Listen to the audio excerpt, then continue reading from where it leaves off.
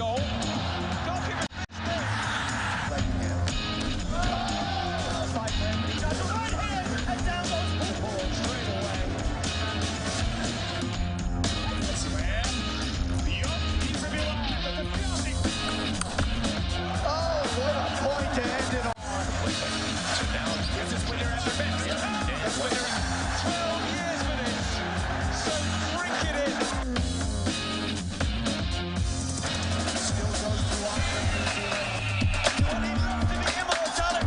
To Sports Extraordinary here on Atlantic Television Network. Ekpo Temple is my name, and I'm so elated to be here today to bring you all the happenings in the sporting world. So on the menu this evening, Andy Murray says Novak Djokovic is set to dominate men's tennis for years to come with the younger generation of players. How possible would this, can this be? We'll look at that. And then also in football, Juventus midfielder provisionally suspended after drug test, and the Premier League strugglers Everton are close to being sold out. Details of this and many more will be yours when we come back from this short break. Don't go anywhere.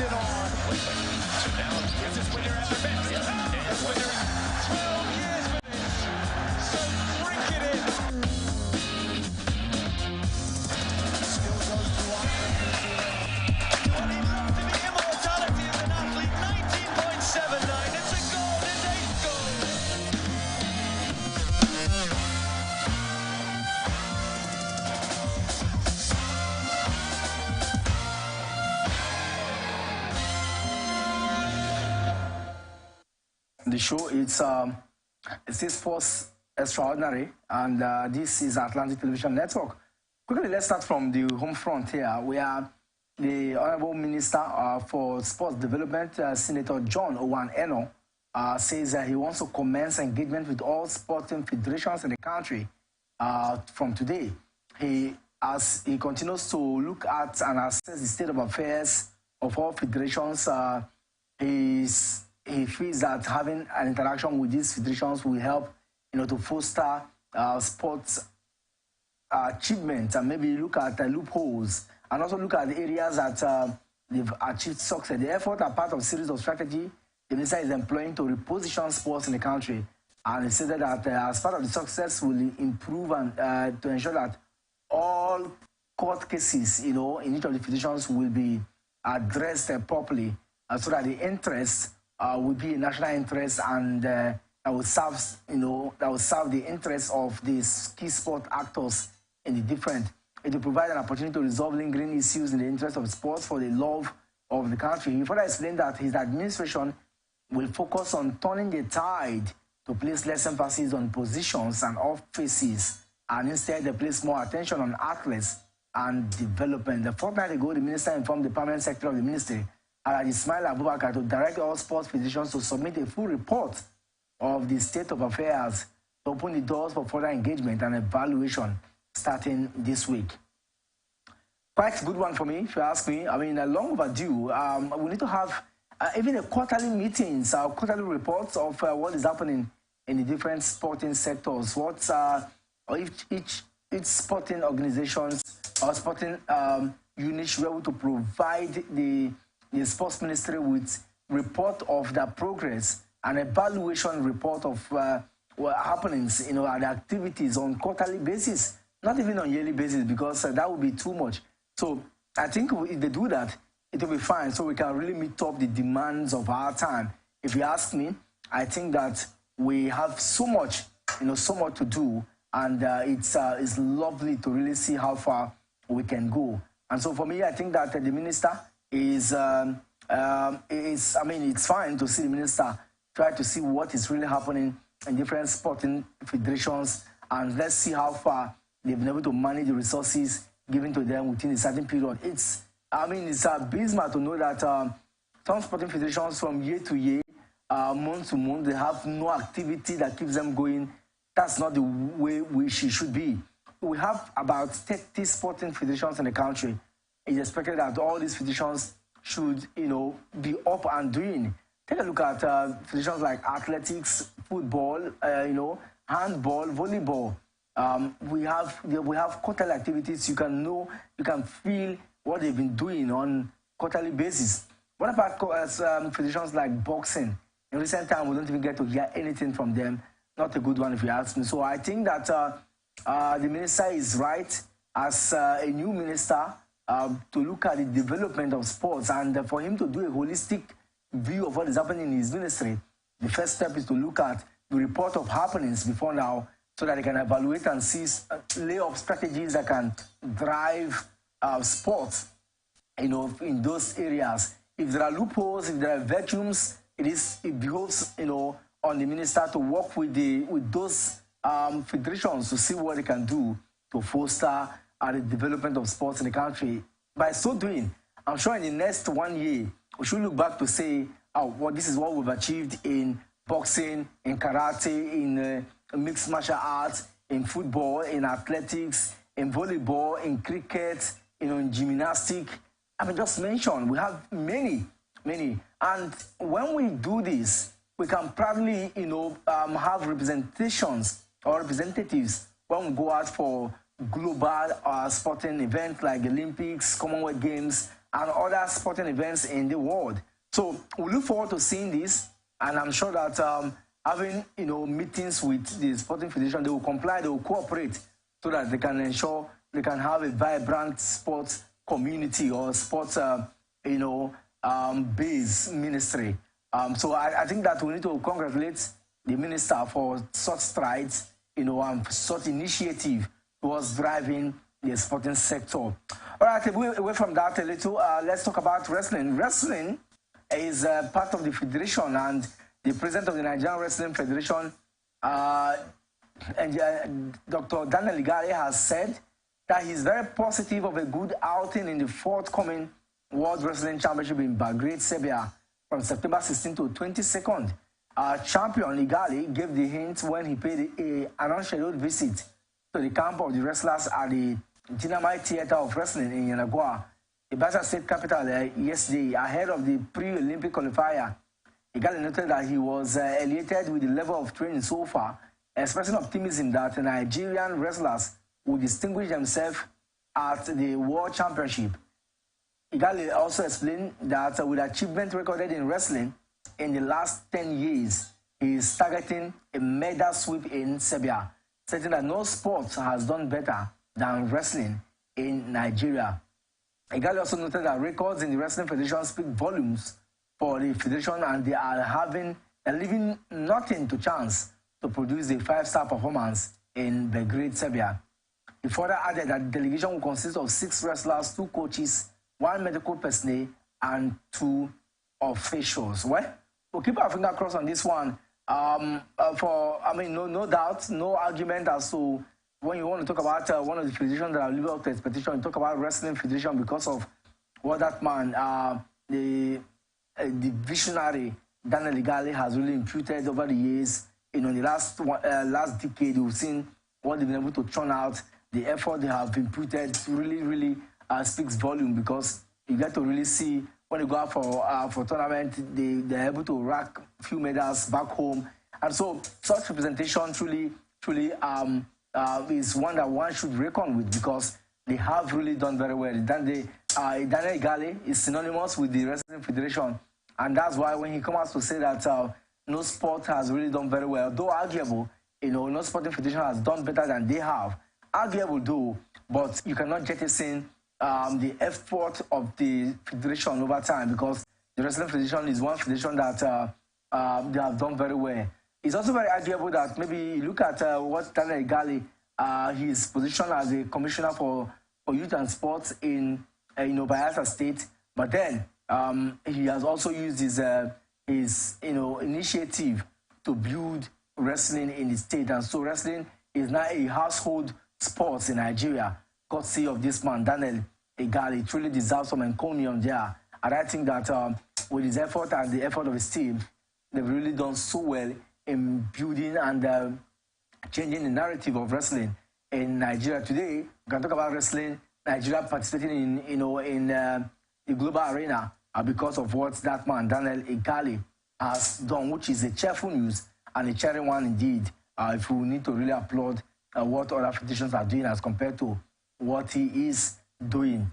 Moving on now, let's talk some tennis news, and no doubt, we've seen the end of the Grand Slam season, and there are quite a few twists and turns in the WTA rankings following the conclusion of the US Open, with Arina Sabalenka sitting pretty at #1 despite her loss in the final, with Iga Swiatek title defense coming to an end in the 4th round at Flushing Meadows.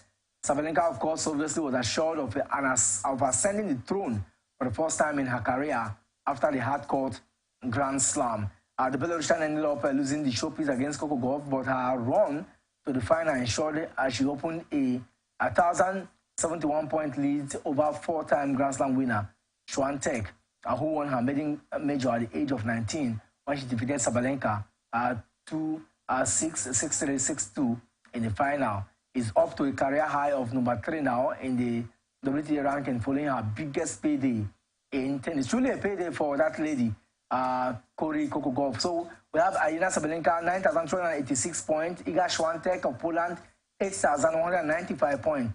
Coco Gauff is 6,165 points. Elena Rybakina with 5,790 points.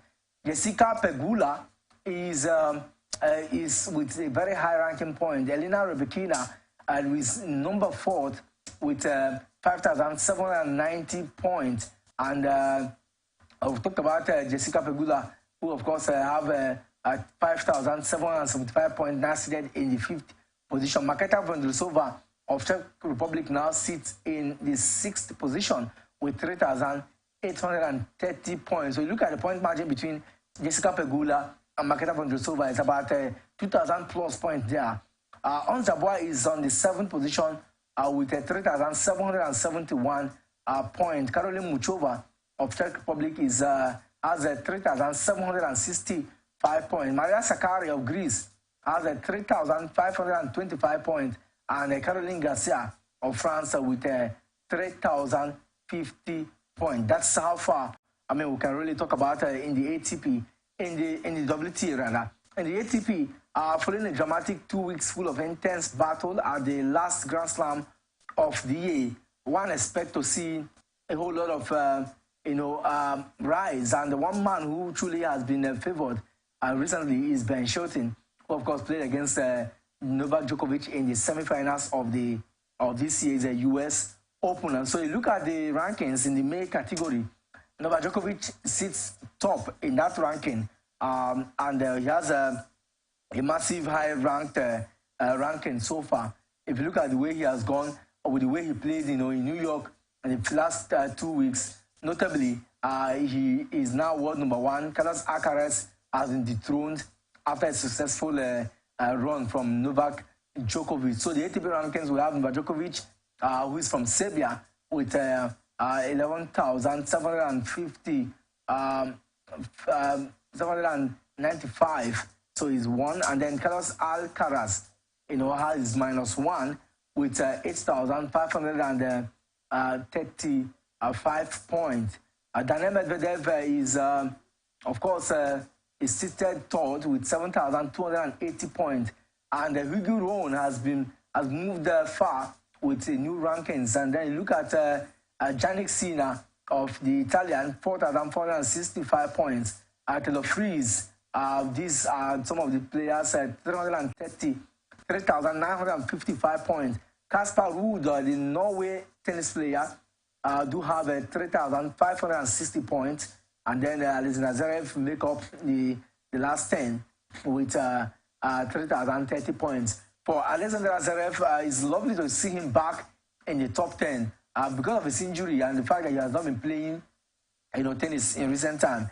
He has not been favored, but somehow I'm happy that he can now boast of a little achievement. It's lovely and it's worth the while. So for me, I'm just elated to really see how far it's been, and I'm very happy that we get to see some of these names, doing so well at this level.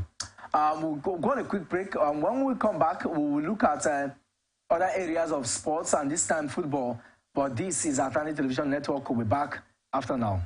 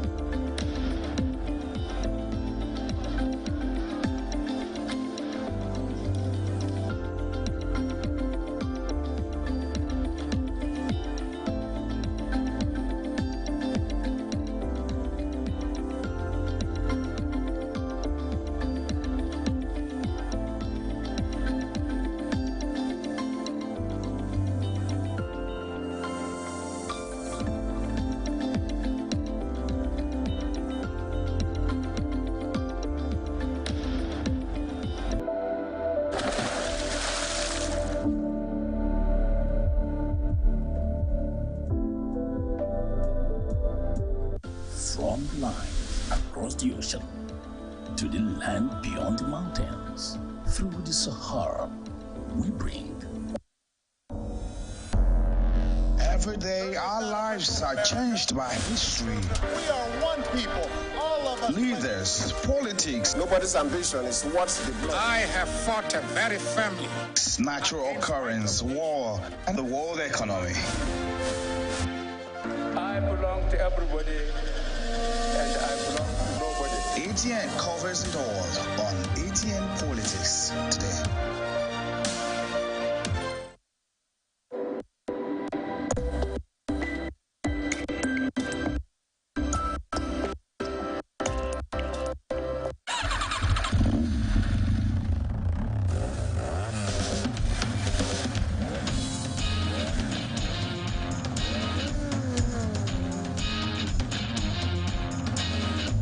Greenwoods with the goal. Goalkeeper missed it. Fight him. He does the right hand, and down goes Hooper straight away. Slam. Yup, he's a new eye, but the finishing.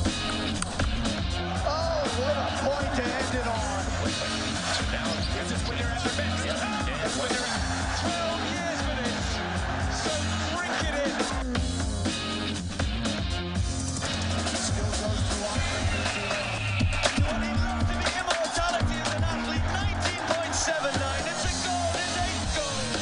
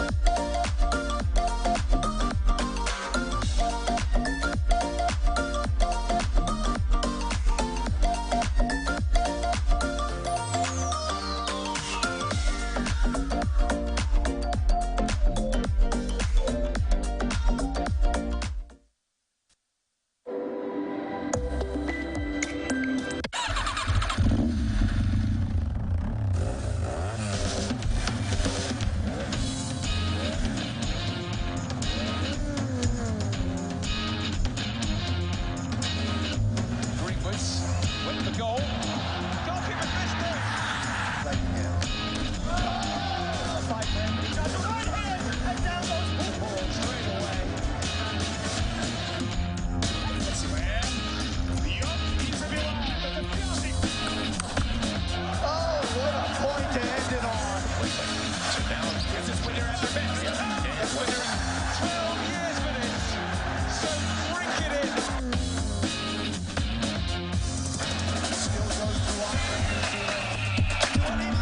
immortality as an athlete, 19.79. It's a goal, it's 8 goals.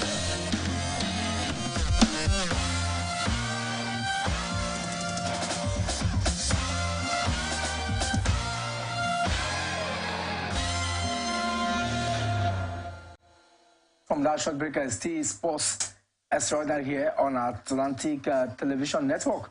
And it's time now to take a look at what is happening in football. African ruling soccer body, CAF, has confirmed the number of players that will be registered by the clubs participating in this year's African Football League. The football body, a few months ago, announced 18 clubs that will commence the maiden edition of the competition, and Nigeria's champion, Eimba, was among the listed clubs. CAF confirmed that each participating team in the Super League will be allowed to register at least 30 players for the competition, and 23 players will be allowed to dress per match. The Continent Apex Football Body yesterday made the official confirmation and communicated to the clubs. The People's Elephant has been drawn to play against the Moroccan giant Wydad Casablanca in the quarterfinals, with the first leg slated for Eyimba International Stadium in Aba and the reverse fixture in Casablanca. Let's see. I'm sure that Finidi George and his team will look towards ensuring that they work out modalities for this one, because we truly want to see Eyimba, showcase strength. But if you ask how far they can go, maybe we'll leave that for later, because we saw the way they were not fantastic when it comes to their play in the preliminary stage of the CAF Champions League, where, but we feel that they can do well in this one if all the preparations and everything comes out well. With the Nigerian Premier Football League yet to have a new date, we just hope that Eyimba Football Club were prepared for the CAF Super League.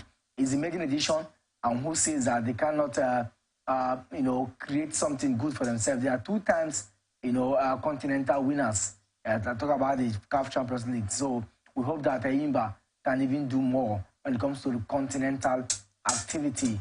Moving on, the Nigerian Football Federation has parted ways with Randy Wardron as the head coach of the Super Falcons, despite leading his team to the knockout stage of this year's FIFA Women's World Cup. Ibrahim Gusau's led NFF board, in a shocking development, decided against extending the contract of the American tactician when his executive meeting held at the Mountie Hotel and Suites in Uyo, Akwa Ibom State last Sunday, when they had their annual general meeting, while commending the Super Falcons for an impressive outing at the FIFA Women's World Cup stage in Australia and New Zealand, in which the team reached the round of 16 and exited the tournament without losing a match in regulation period. The board reiterated that all hands must be on deck to ensure that the momentum is maintained and even improved with adequate support and encouragement of the women's football in all ramifications. The board also resolved to be thorough and ensure meritocracy in the composition of the new coaching crew for the various women's teams, the Super Falcons, the Falconets, the Flamingos, within the shortest possible time, as the Super Falcons and Falconets have crucial qualifying fixtures for major championship in a matter of weeks. The 66-year-old American tactician survived the pre-FIFA Women's World Cup sack, playing backlash on his employers, but was allowed to finish the Women's World Cup campaign before a major decision can be taken on his future. Finally, the rock has been struck, and we now know the fate of Randy Wardrum, who, of course, will be thinking that he's even done with the national team. But NFF, the employers have come out playing now to express that dissatisfaction with all that played out. Maybe they feel that he's not the man to lead the team to that level that they desire, just maybe. But it's lovely to know that the team did so well at the just completed World Cup, in New Zealand and Australia. Moving on, Nigeria Super Eagles assistant coach Finidi George has highlighted the objective of the team going into this year's African Cup of Nations in Ivory Coast. Super Eagles last Sunday at the Godswill Akpabio Stadium in Uyo defeated the Sao Tome and Principe to send a warning signal to the potential opponents in the competition. Former Ajax Amsterdam winger admitted that every team going to the tournament wants to win it, and they are no exception. And this is at the back of their good outing. Also, we heard that the Confederation of African Football, CAF, has released a list of 85 officials for the forthcoming 2023 African Cup of Nations scheduled to hold in Côte d'Ivoire next year. Referees from more than 26 countries in Africa are listed to take part in a refresher course ahead of the tournament, with no Nigerian referee selected. Amongst the shortlisted, the list for the preparation course include a total of 32 center referees, 33 assistant referees, and 2 VAR officials. Egypt and Nigeria have the highest number of names shortlisted in the center referees, 3 each, as Morocco, Mauritania, and Mauritius have 2 each.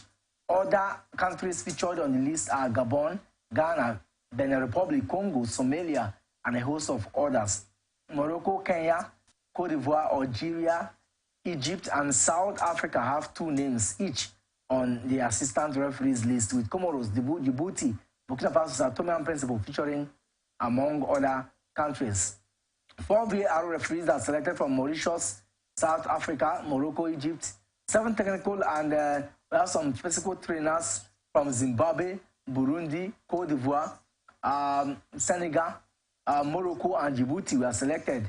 3 VAR technical and IT supporters are also selected solely from Egypt and Benin Republic, South Africa, producing a CAF referee committee member each.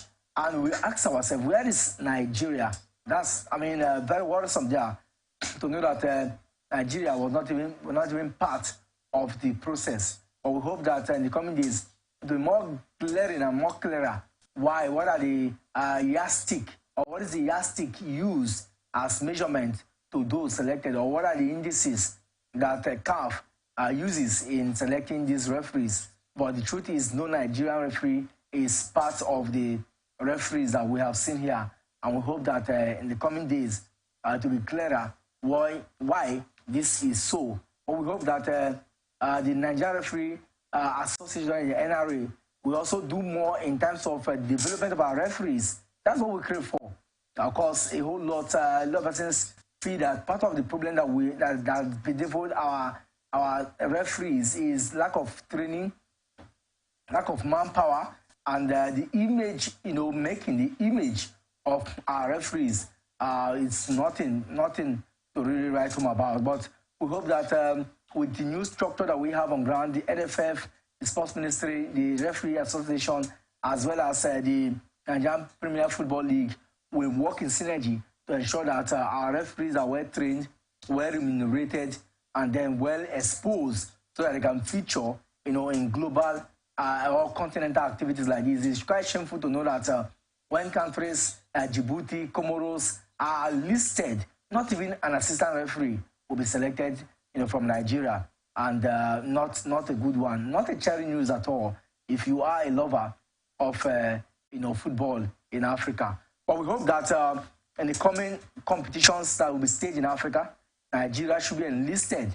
And it starts now. We need to start preparing. We need to take this as a challenge and prepare our grounds for a more international competition. Moving on, Super Eagles striker Taiwo Awoniyi has won the Player of the Month and Goal of the Month award for the month of August at Nottingham Forest. The 25-year-old has scored 3 times, totaling 184 months in 4 games for Nottingham Forest this season, stretching his impressive scoring run from last time to 7 consecutive Premier League matches. The 3rd African player to do so after Mo Salah and Sheyi Adebayo. Announcing him as the winner of both the Player of the Month and the Goal of the Month award on Monday, the club, in a separate statement on its website, said, and I quote, "The Nigerian has picked up from where he left off after an excellent end to last season, scoring 3 goals and producing an assist in 4 Premier League games so far this season." Congratulations to that man, Taiwo Awoniyi, who also was on the score sheet for Nigeria. They just concluded the last game of the qualifiers, the African Cup of Nations qualifier against Sao Tome and Principe. We saw how he displayed excellently, and that shows that he's a striker that is growing, and he can do so well for his club and for his country in years to come. And so, for Taiwo Awoniyi, we hope that those goals will not stop. We want to see more from your boot, and I'm very optimistic that you're going to do everything possible to stage a lovely, to stage wonderful activities when it comes to displaying and doing well at the top level. All right, still moving on and still bringing you some news now in Europe. It's the international break that will be ending maybe today, tomorrow. But a lot has happened, and this time around, let's talk about what has happened in Portugal, the game against Luxembourg. Diego Jota scored twice with Bruno Fernandes as on target as Portugal thrashed Luxembourg to maintain their 100% Euro 2024 qualification record. Without the suspended Cristiano Ronaldo, Portugal we are 4-0 ahead of that game. We also saw some records from some of the Jota made it 5-0. Fernandez, who also made 3 goals, scored the 8th, and former Chelsea player Joao Felix added a 9th later. So other results, we have Latvia lost to Wales 2-0. It ended in favor of Wales. Armenia at home lost to Croatia 1-0. It ended. Iceland also got the better of Bosnia and Herzegovina 1-0. It ended in that one. Slovakia, we are 3-0 better off than Liechtenstein. These are some of the results that we saw yesterday. Now, still talking about Europe, but this time club football. Arsenal 25-man list squad for the UEFA Champions League has been dropped in preparation for the group stages of the game, and it has been confirmed by Arsenal Football Club because we hear that some of the players made the list. As per UEFA regulation, the Gunners list A is made up of 25 squad maximum with 2 most goalkeepers and 8 locally trained players. Changes to be made before the round of 16 kickoff in February 2024. At the time, we had a maximum of 3 new players, such as new signing or previously injured players, but the overall limit remains that way. So the A list we have is Aaron Ramsey, David Raya, James Hilson. Defenders we have is Cedric, Lino Sousa, Takerol Tomiyasu, Oleksandr Zinchenko, Ben White, Gabriel, and we have Jakub Kiu, William Saliba. Midfielders in the Arsenal squad is Mohamed Elneny, Jorginho. We also have Thomas Partey, Declan Rice, Martin Odegaard, Kai Havertz, Fabio Vieira, Emily Smith-Rowe, and then forward we have Leandro Trossard, Bukayo Saka, Gabriel Martinelli, Reece Nelson, Eddie Nketiah, and Gabriel Yusuf. So these are some of the players that Arsenal will be hoping to, they can use in furthering their quest to win the Champions League. I haven't stayed away from the Champions League for a very lengthy time. It looks like they're coming back better and they're even doing so well in the coming days. So keep our finger crossed to see how far that goes.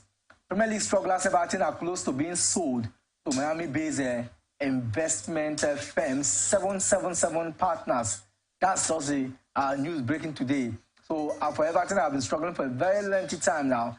They look like a team that want to sell, the club now because they've been grappling with relegation in recent time. But let's talk about Everton.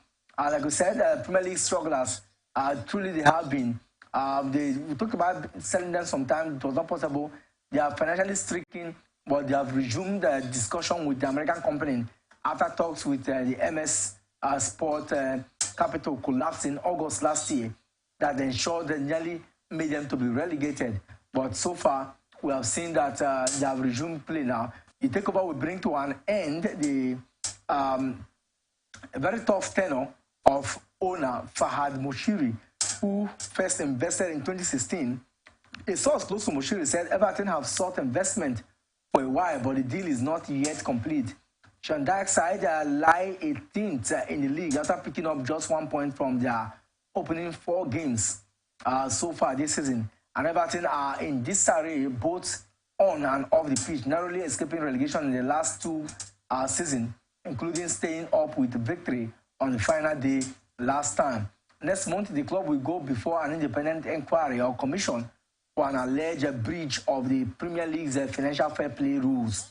But Everton have denied any wrongdoing and said they were prepared to robustly defend, quote-unquote, their position.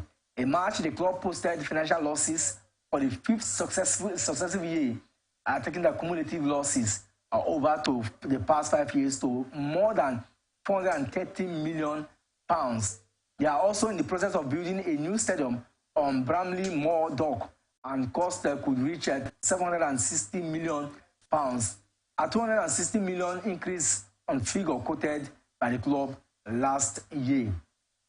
Well, we wish them well, and we hope that Everton will continue to, if they get a new buyer, that'll be fine, because I mean, they're really struggling, and the struggle is not getting funny anymore. But let's talk about a club who may not be struggling now, but one of the players is in a messy situation.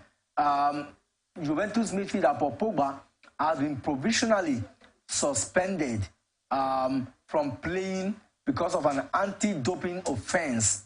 And this is coming at the heel of Italy's National and Anti-Doping Tribunal, NADO, said Pogba returned a test with elevated levels of testosterone after Juventus' 3-0 win at Udinese on 20th of August. France international Pogba was an unused substitute but was selected at random for a post-match draw.